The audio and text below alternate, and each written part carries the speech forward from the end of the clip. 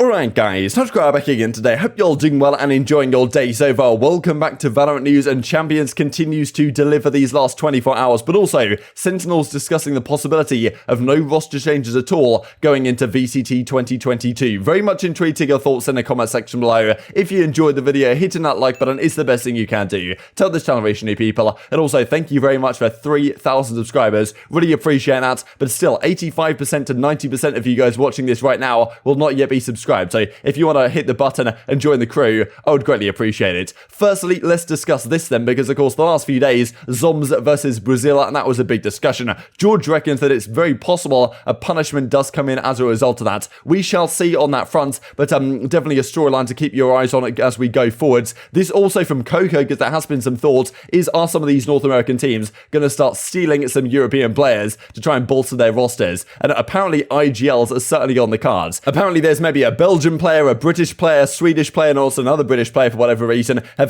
been tested by North American orgs. Seems like that region lacks players in the IGL position, but especially that many players are blocked by their contracts at the moment. The 2022 season will start the second week of January. The timing is tight to get some of these European guys out there, especially some of these IGLs. So apparently North America are certainly considering some of these IGL options for some of these rosters that are kind of lacking in that role. Maybe FaZe are in a similar boat right now with the situation going on over there. I guess it does remain to be seen, but many teams definitely trying to make some changes. But one team apparently not being changed is going to be Sentinels. This to me is kind of surprising, especially given the result they had at Champions. Of course, they've had a lot of confidence going into the event. A lot of people said, okay, they just need to practice more, whatever the case might be. But it seemed to me they were quite short of the level they would have needed to be at to win this tournament. Now, Rawkus maybe disagrees with this. Also, we have another clip that comes out from ShahZaM as well, where he's discussing exactly what Rawkus brought to the team and why he thinks he's a very valuable asset and probably will actually stay on as Sentinels coach going forwards, even though I thought, to be honest, he might well go back to competing.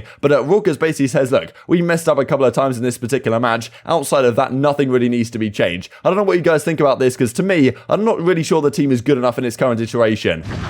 Okay, just, you can clip this, keep it public. There's no roster changes. Nothing's gonna change. There's nothing needs to be changed. We made a couple ups in one match. That's it. That's all it is. That's all it is. Rocky's gonna stay on coach. It's up to him. I want him.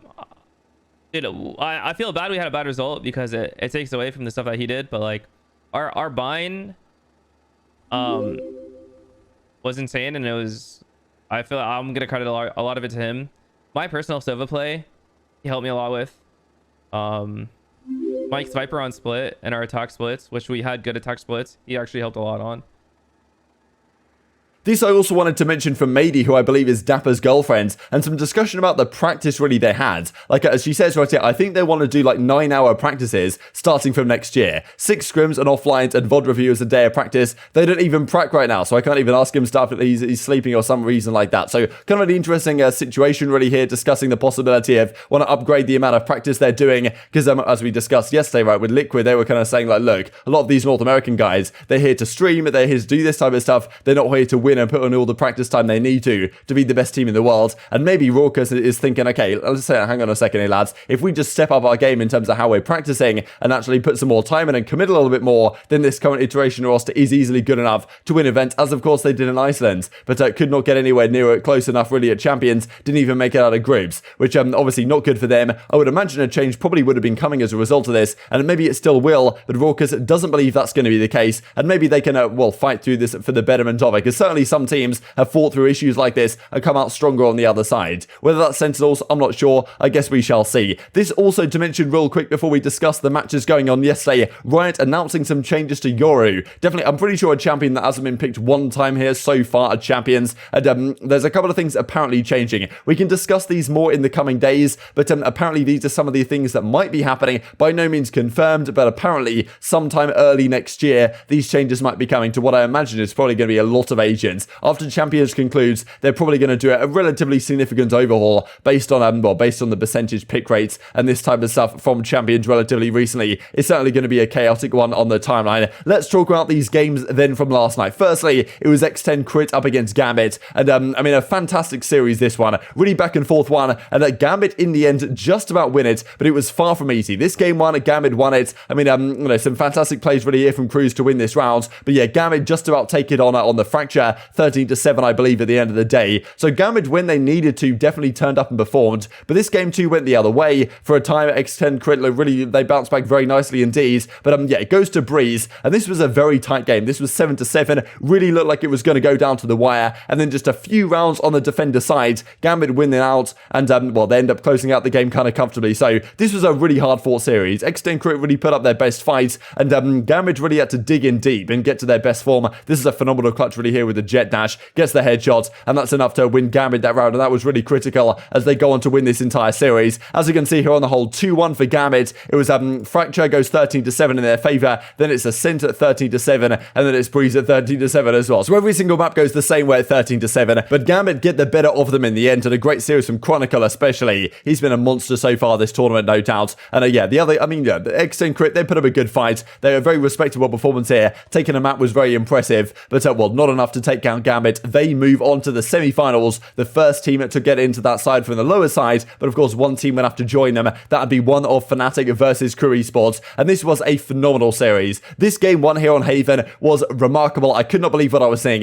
Fnatic had a massive advantage early on. I think they were up maybe 10-5, maybe it was 10-6, I'm not really sure. Of course, it's 10-6 right here. Maybe they were even up 10-5 or something. I think it was certainly like 9-5, 9-4. But Fnatic had a massive lead. Looked like they should close it out no problem at all. But it was clutches like this from KRU that really brought them back into contention right here. And it was obviously critical for them. They bring it back all the way to overtime, and they go on to win the overtime. Like a remarkable choke, frankly, from Fnatic. But yeah, 15-13 in the end, this map one goes. An absolute grueler of a map. But this again, this retake was so nicely played from KRU. They found themselves in a 3 versus 3, and it looked like Fnatic were going to bounce back. They waited their time. They didn't exactly go to B. They could have gone to C. They went back to A instead, set up the perfect crossfires, and that was enough for them to get the victory in this game number one. Fnatic, to their very great credit, they bounced back impressively. Scrim said right here, KRU is a problem after losing all these crazy rounds. They bring the comeback in this map one Haven, and then game 2 on Icebox, this was ridiculous. Honestly, cNed was a monster right here. He had this 6-man ace on the map, as you can see, and he got almost half their kills on this map because the rest of the team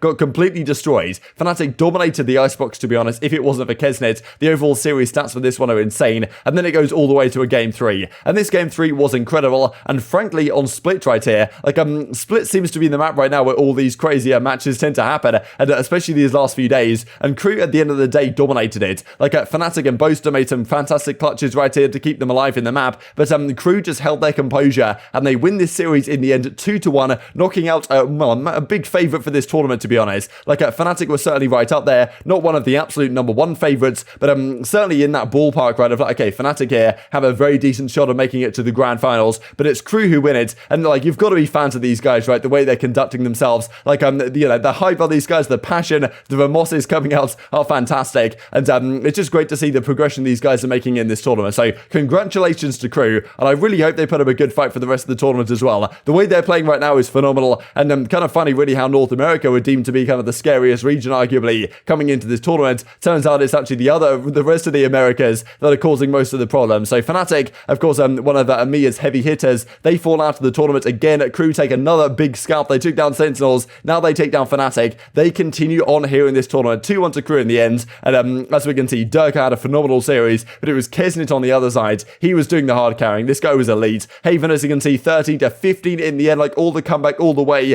The first half was 8-4 for Fnatic. It was then 9-4 and 10-6. The rest of the rounds, though, pretty much went the way of KRU. Then it was Icebox that was dominant for Fnatic, but look at this from cNed, 28 kills. The rest of his team had 31 or something odd combined, which is kind of insane. And then we also had on Split, it was a 13-8 for KRU in the end, a relatively comfortable victory to close out a truly remarkable series. So, KRU continue in the tournament. This also from TenZ I thought was a nice take, really.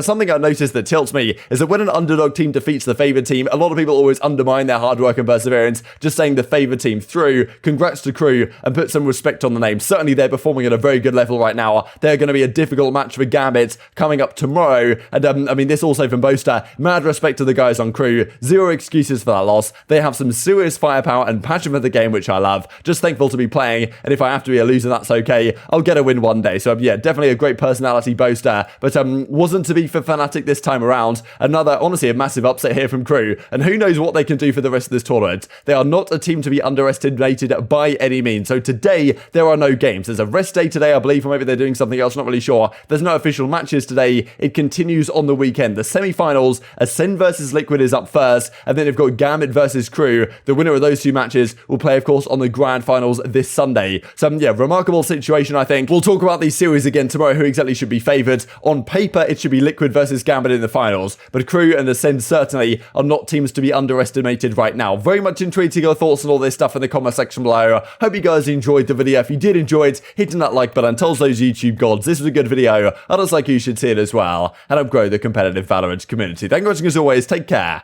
and I will see you next time.